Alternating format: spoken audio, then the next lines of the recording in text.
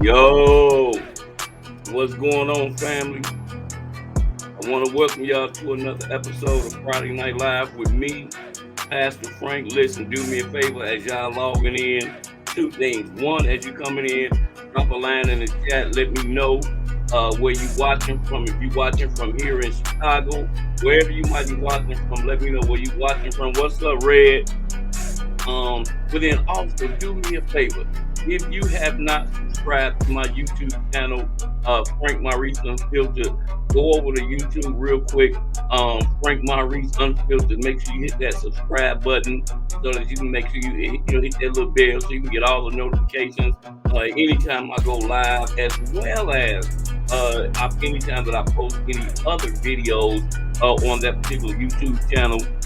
As well as, and if you're watching me on Facebook, go ahead and hit that like button, go on and hit that share button, and even tag some folks. There's some other people that need to hear what we're gonna be talking about on tonight.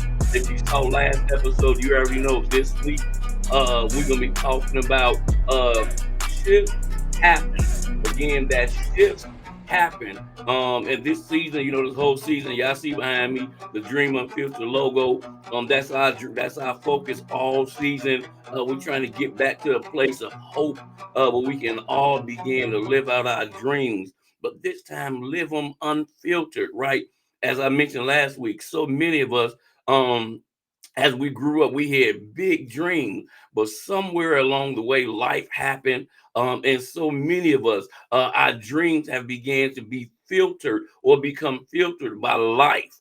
But we got to get back to that place of being able to dream big and dream unfiltered. So, yeah, do me a favor. I'm excited, you all, as always. I'm always grateful. I don't know about you. Is anybody else grateful that we made it through yet another week? I know for some of us it's been a long week. I know for me it's been a really long week. We had some good days, we had some bad days, but guess what? God is still good and he's still in control. And as long as he's in control, we ain't got nothing to worry about. I ain't saying everything is gonna be easy. I ain't ever saying everything is gonna be perfect, but we ain't gotta worry because we know God is always in control.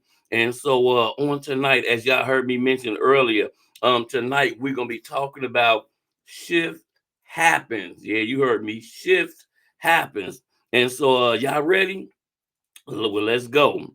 Listen, so as we get ready to jump into this topic, I think it's only fair and it's only right that we start out by defining what do I mean when I say shift happens, right? Because we know shift do happen, pun intended. Uh, but what are shifts? And really, you all, the only way that I can really describe it would be shifts are those unexpected changes that happen in our lives all of a sudden, right? That's why it's unexpected because we were expecting maybe one thing or anticipating one thing, but then all of a sudden something changes, something happens all of a sudden, and usually it's out of our control. As an example, here's some examples. In a work environment, it might be that maybe a coworker that you're pretty close with, all of a sudden, they just suddenly happen to quit, or they suddenly get walked out of the building, right? They get fired all of a sudden, something that you wasn't necessarily expecting, right? Y'all talk all the time. They never mentioned to you that they were looking to quit or looking to leave, but all of a sudden it happened. That's a shift, right? For some of us, it may be the sudden loss of a loved one, right?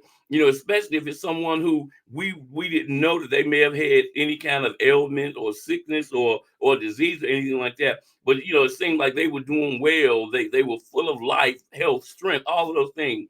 But then all of a sudden they're gone just like that, right? That's unexpected, right? That's a shift, right? But then guess what? There also could be a situation where it seemed like we living our best life. I mean, we've been praying and we've been working hard, and it seems like things are starting to line up for us. And then it seems like just all of a sudden everything just falls apart. It seems like everything, like you can't win for losing. You take one step forward, you take two steps back, you take two steps forward, you get knocked back five more times, right? It seems like you can't win for losing. That would be a shift, right? And what makes it a shift is that it happens suddenly. It happens when you're not expecting it. Maybe those don't really, spark your interest or get you. How about that relationship, right? You and your boo, seem like things been going well. Y'all had little rocky patches here and there. Such is life. Y'all get to the place where you're talking about being engaged and y'all looking at rings and talking about what your future gonna be like. You're talking about marriage, but then all of a sudden, that significant one of the significant others, it don't matter if it's the man or the woman, then all of a sudden they just break up all of a sudden, and you like, well, wait a minute, where that come from? We was just planning our wedding. We were just talking about our engagement. We were just looking at rings. Now all of a sudden we broke up. You don't even know why. Those are examples. Y'all get my point. Those are examples of what shifts can be like. And again, y'all heard me mention it a few minutes ago. The thing about shifts is they are sudden. They happen all of a sudden. It's unexpected. And either way, you all, what I want us to realize is that it really don't matter who you are. At the end of the day, we all will experience shifts in life. Preachers, pastors, ministers, it don't matter who you are. Pastor, preacher, teacher, deacon, school teacher, principal, doctors, lawyers, nurses, it don't matter who it is. Shifts happen to all of us. It's a natural part of life. And here's the thing, tonight's focus, you all, is not necessarily so much about the shifts in and of themselves, but it's more so about how do we handle when those shifts happen. Because the reality is, as I stated, all of us are going to experience shifts in life. There's a quote that I've been holding on to for a long time, and I've been using this as one of my core. Every business has a business plan, and they have core principles and things of that nature. But there's another quote that I have always prided myself on trying to strive towards, right? And that particular little quote or saying is that life, hold on, let me make sure, because I'm gonna look at my notes because I want to make sure I get this right. Um, blah blah blah blah. Life is not about what happens to us, but it's about how we react to what happens to us. Let me say that again.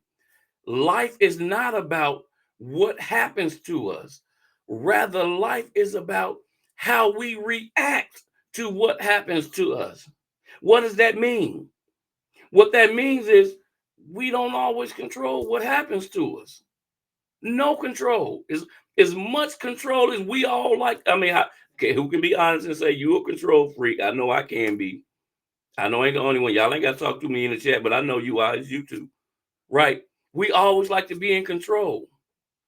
But the reality is we're not always in control.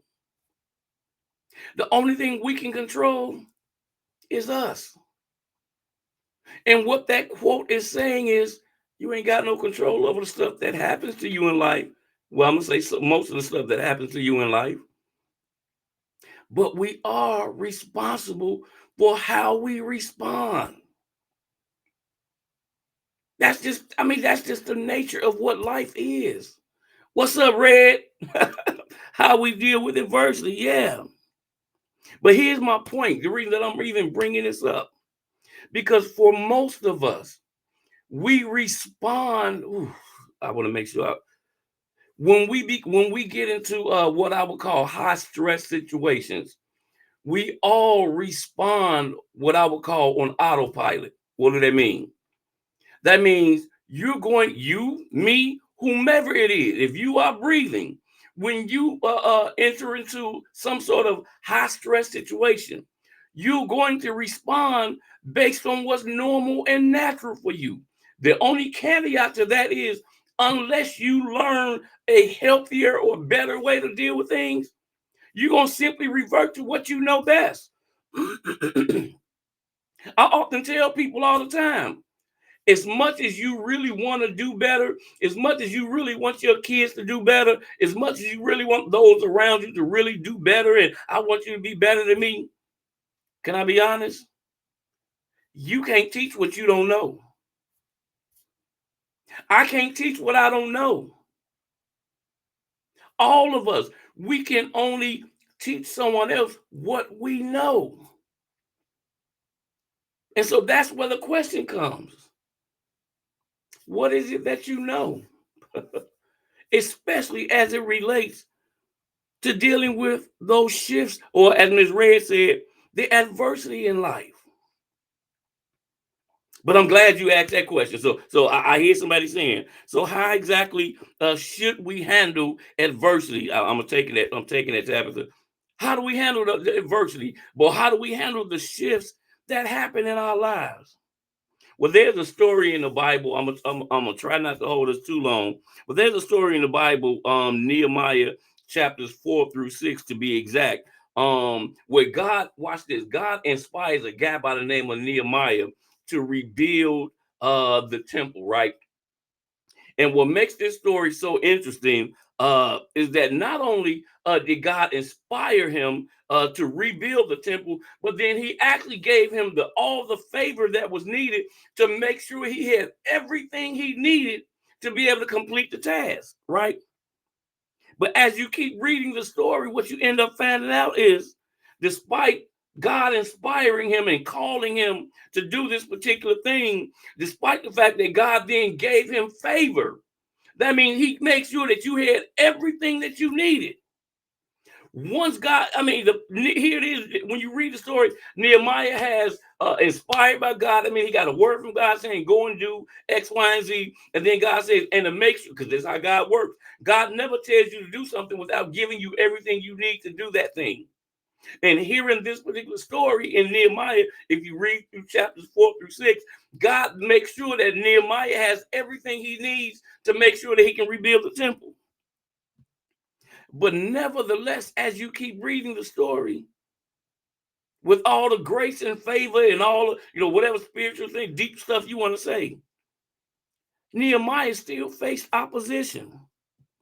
And as you keep reading, the Bible tells us that there was a couple of guys who watched it, didn't like him, and to the point that they even became angry that he was trying to do what he was trying to do. Now, I don't know about y'all, but to me, it sounds kind of crazy. How you gonna be mad at me for doing what God inspired me to do? And watch this. And knowing that the favor of God rests on me, is almost like, man, how you gonna be mad at me? Can't you see that God's hand is all over my life? How in the world you gonna be getting in my way? How you trying to oppose what I'm trying to do when I'm simply over here minding my own business? How about you mind yours? But watch this. I can only imagine how Nehemiah felt, knowing that I was inspired and called by God to rebuild this temple. God made sure that I had everything I needed to rebuild this temple. But then out of nowhere, suddenly, there was a shift. One moment he was feeling good, right? Because he know he got the favor of God resting on him. I got the vision. I wrote it down. I made it plain. But now all of a sudden, I'm facing opposition that I wasn't expecting. And here's what ended up happening. The opposition, and they started out talking about Nehemiah and all the people that was helping him rebuild the temple. But then watch this. When that didn't work, then they started making up lies about them, right? And they started spreading lies about them. But we know that the lies was meant to really distract them. But then when the lies didn't get work, they got really angry to the point that they was in trying to kill them. Come on now. So you mean to tell me I'm minding my own business, ain't got nothing to do with you? Now all of a sudden, simply because you don't like me, now you talking about me, trying to embarrass me, trying to make me feel stupid, trying to make me look small. Then you're gonna spread lies about me, trying to turn people against me. But then when I still don't take the bait, now you're gonna try and kill me. That's an example. If that's not a shift, I don't know what that is. But here's the thing, you all. I tell this story because who would have thought that if God would inspire you to do something, if God gave you everything you needed in order to complete whatever task that he gave you, who would have expected to suddenly face opposition? Who would all of a sudden expect to be talked about, to be lied about, to have your life threatened? But here's the truth of the matter, you all.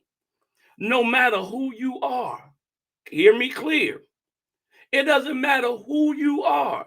Doesn't matter where you from. It don't matter what set you claim, Red. The truth of the matter is, things can shift in life suddenly, whether it's for good or for bad.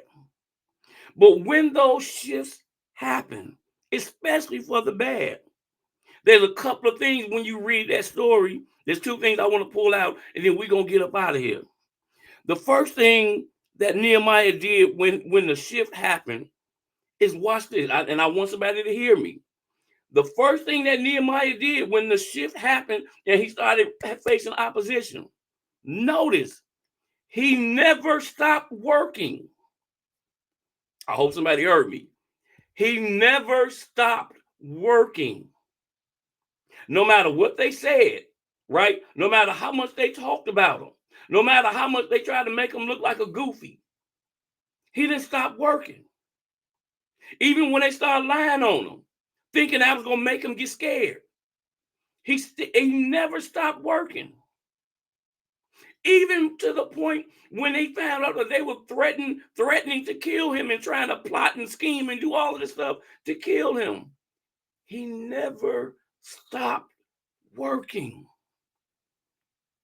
And the second thing that I noticed, and again, that's Nehemiah chapter 4 chapter 4 through chapter 6. If you want to go back and read it for yourself, I encourage you to do so. But the second thing, you all, not only did he not quit working, he then, the Bible tells us that he started praying to God and asking God, hey, God, I need you to remember these cats that's talking about me, that's trying to belittle me, that's trying to stop me from doing what you called me to do. He also started praying. And here's the thing for you all tonight. Just as Nehemiah didn't give up, but instead he kept working and prayed.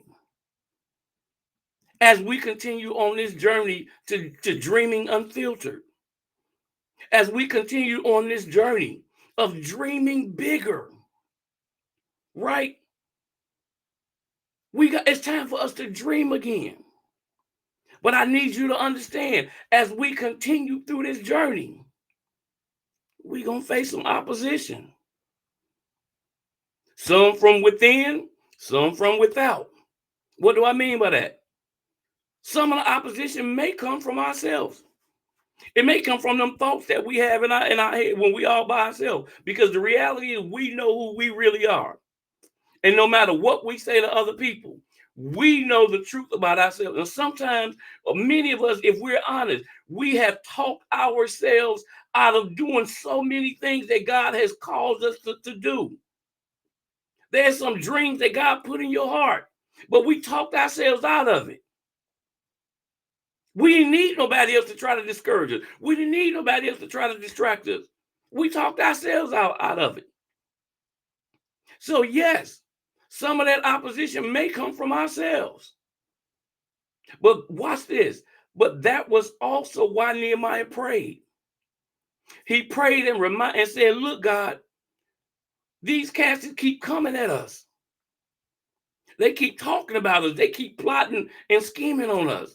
I need you to remember what they did to us as I keep trying to work and stay focused.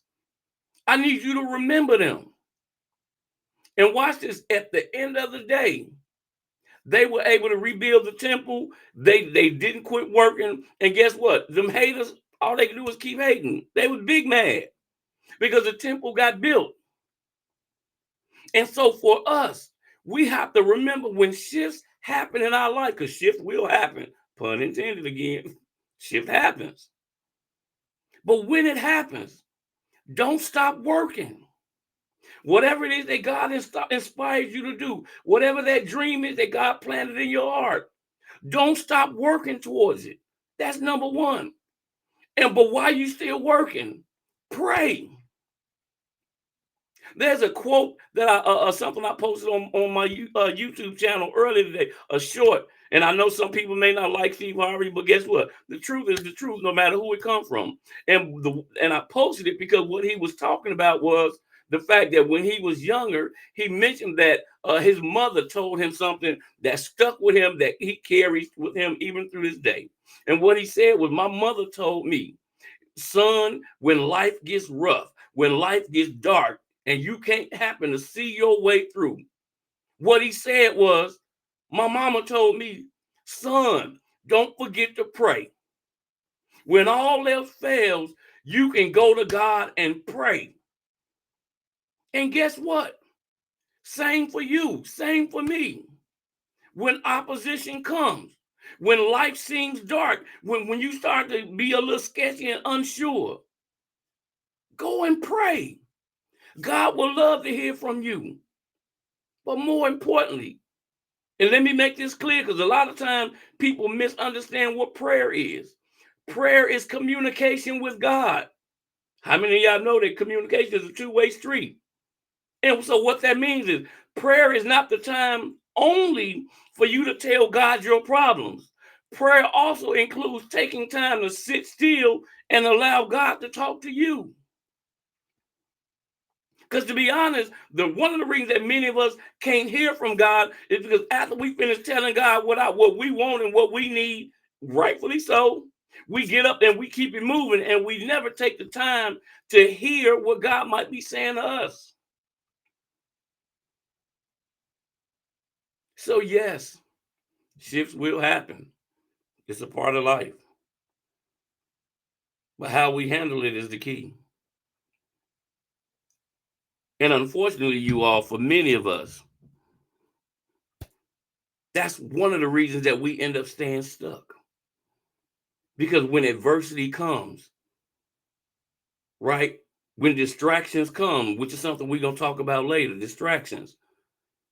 When people start lying on us, we get in our feelings because we know the truth and we want to validate and prove ourselves. No, let God do that. Let God fight them battles.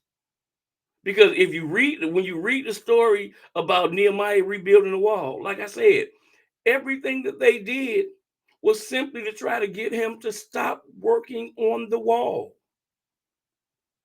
That's literally all they were trying to do, to keep him from stop working on the wall. When shifts happen in our lives, we ain't got no control over it. Pray about it, and guess what? Keep working on your wall. Well, listen, that's all I got for y'all on the night.